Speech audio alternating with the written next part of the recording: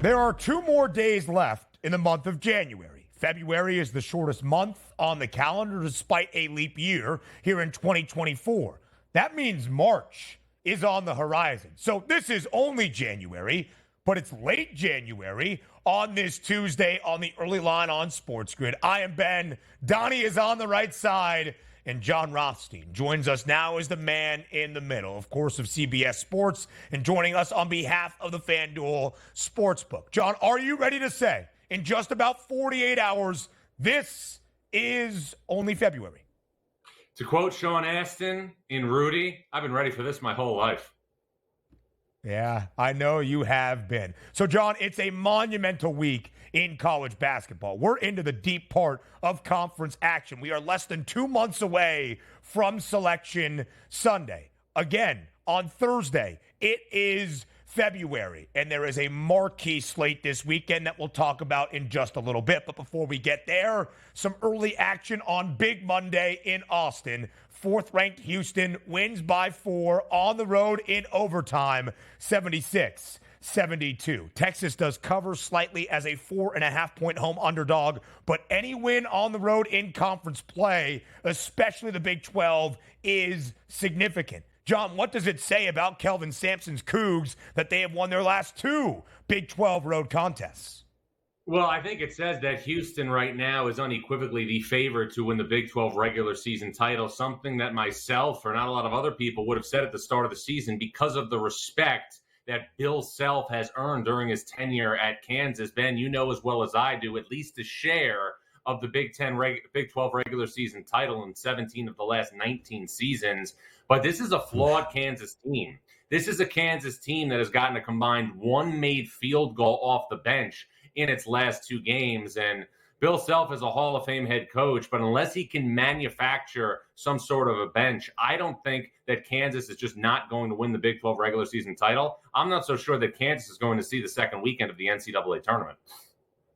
Ooh. John, if we focus on the Big 12 here, which by far is my favorite conference in college basketball, Houston coming over from the ACC. Talk about their championship prospects. Is it a detriment because they're going to have to expend so much energy in the regular season, or do you view it as a competitive advantage, saying they'll really be ready this year for March Madness? Houston did not need the Big 12 to be a Final Four caliber program. Houston did not need the Big 12 to be a high seed in the NCAA tournament. But Houston does need the Big 12 to make it more prepared for the NCAA tournament. And I think without question that Kelvin Sampson's team will be more equipped to make a deep run in the NCAA tournament because of the calluses that it's going to endure from January 1 to Selection Sunday. And you saw it last night. I think there's been Houston teams that have had more overall talent. When you think about the team, obviously they went to the Final Four with Quentin Grimes and so on and so forth. But I look at this team as being a mirror image of its head coach, one whose offense might at times be a missed shot. Ben, you saw last night 15 offensive rebounds. And just like the great John Kreese said in The Karate Kid circa 1984, no mercy. Houston, a Final Four team in 2021, an Elite 8 squad in 2022, and now a minus 140 favorite to win the Big 12 regular season title. We'll talk about that conference in just a moment. Duke on the road, 7th-ranked Duke against Virginia Tech last night. A double-digit victory for Jon Scheyer's Blue Devils, 77-67. The Dukies cover as a 3.5-point road favorite against the Hokies. John, as you look at Duke in the scope of the ACC, what is the ceiling for this Blue Devils team in year number 2 under Scheyer? Well, the ceiling is obviously to contend for an ACC regular season title. Duke and North Carolina are clearly the 2 best teams in the conference, and then be in a position to make a deep run in the NCAA tournament. But the big picture here for me, when you look at the ACC, is just how many teams are going to make the NCAA tournament out of this conference. Now, in the last 2 NCAA tournaments, the ACC has only had 5 teams reach the field each year. Now, with that said, the ACC has had tremendous success in the NCAA tournament.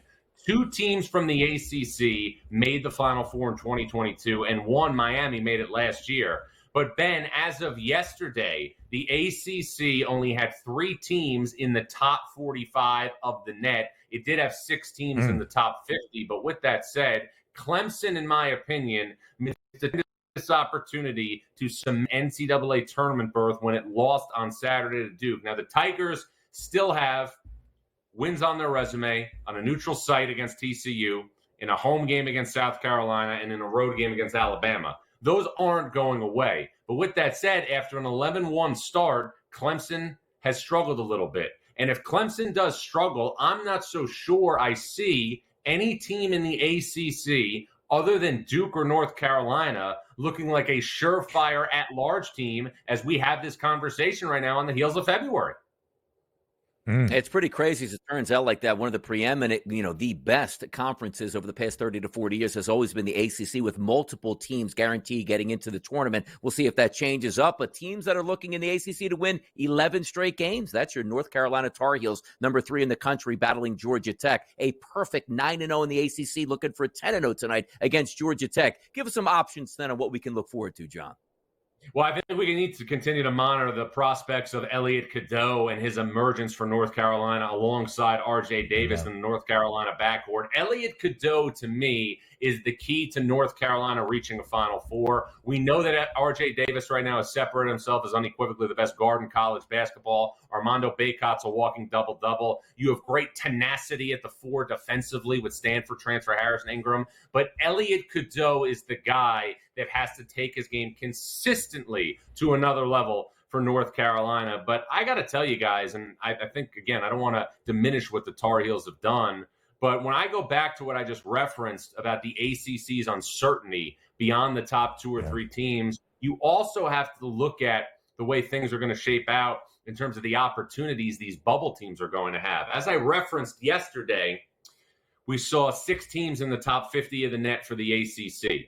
That means that only 40% of the league is in the top 50 of the net. And I looked it up as of yesterday, 8 teams, I believe, were in the top 75.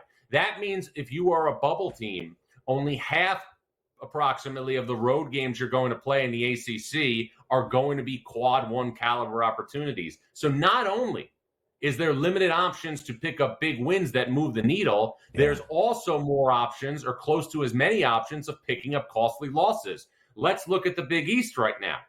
Yesterday, we saw the Big East had 8 teams out of their 11 ranked in the top 53 of the net. And, Ben, that doesn't include Seton Hall, who already has 4 quad 1 wins and has played the last 2 games without Kadari Richmond, the Big East Player of the Year favorite, before he went out of the lineup due to an undisclosed reason. And now we're seeing the Big East have 9 of its 11 teams, Ben, in position to be in position.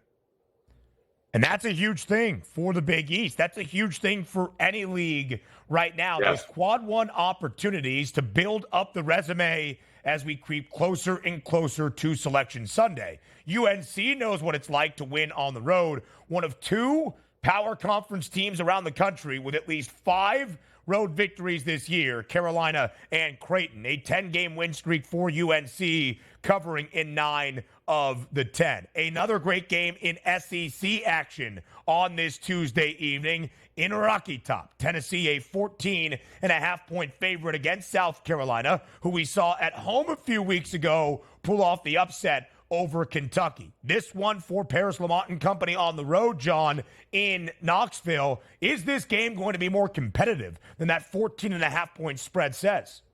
Well, I talked to Lamont Paris yesterday on my podcast, the College Hoops Today podcast, the only college basketball podcast coming to you 52 weeks out of the calendar year. And he really went into detail about how he has modeled how he's built South Carolina's program after a lot of the skills that he crafted under Bo Ryan at Wisconsin as an assistant coach. And when you watch South Carolina play, a lot of the same principles resonate. Low turnovers, low fouls, and also a tremendous ability to evaluate, because you're not going to be able to get the best players as other blue blood programs in college basketball. But the one thing we have to continue to keep an eye on is the dynamic that Dalton Connect is providing for Rick Barnes. Because let's face it, we have seen Tennessee over the last 6 seasons average 24 wins per year under Barnes, but they have often lacked offense in the NCAA tournament that's allowed them to be propelled to deep into the bracket. This year, they have somebody, Ben, who I'm calling a canteen in the desert, and that's Dalton Connect. In his last 5 games, he's averaging 32 points per game. A year ago, he was at Northern Colorado, but he is the reason and the primary reason why Tennessee fans should have hope and a palpable confidence that they have a real chance to get to a Final Four. Getting down to the Big 12 here, big matchup, 2 top 25 teams. It's Texas Tech and it's TCU. Here's the interesting part. You might be thinking Kansas has the best record in the Big 12, maybe Baylor, maybe even taking a look at Houston. That's not the case. It's Texas Tech at 5-1. TCU coming in 4-3 in Big 12 play. But here's always my favorite caveat. TCU at home favored by 5.5 points. It's hard to win on the road, particularly in the Big 12. What are we looking at tonight between Texas Tech and TCU, John? Hard, tough, and ugly. That's the best way to describe what we're going to see in this game between Grant McCasland and Jamie Dixon. And, I wrote this today, Ben, in my daily column. It's been very, obviously, I think, under the radar. But Grant McCasland, in his time now at Texas Tech, North Texas, and Arkansas State, throughout his head coaching career in Division I, has won just under 75% of his games as a head coach. He has won wherever he's been, and he's doing it this year, guys, at Texas Tech, without Devin Cambridge, who was projected to be this team's starting power forward, but he was lost for the year with a knee injury. Remember, Devin Cambridge was a starter on the Arizona State team last year that made the NCAA tournament, won a game in the first 4, and lost a close game to TCU in the round of 64. So Grant McCasland has been a terrific hire at Texas Tech. And this is, again, another program maximizing the COVID senior. You look, obviously, at Texas Tech, and obviously a lot of people from the periphery are going to talk about Pop Isaacs and the breakout season he's having, averaging about 17 points a game.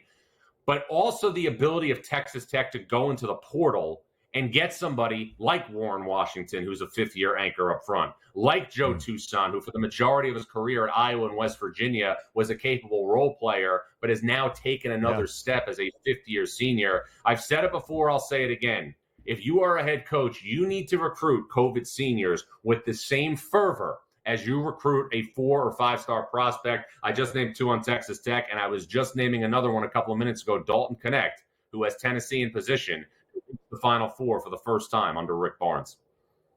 The Red Raiders, a 5-1 Big 12 record, best in the conference. 2 of those 5 wins outright as an underdog. My apologies to Lamont Paris, by the way. I switched up his last name and his first name. John, we have 40 seconds left in this segment. A showdown tonight in Columbus, a Big 10 battle. Illinois, a 2.5-point road favorite. Give us the 30-second breakdown.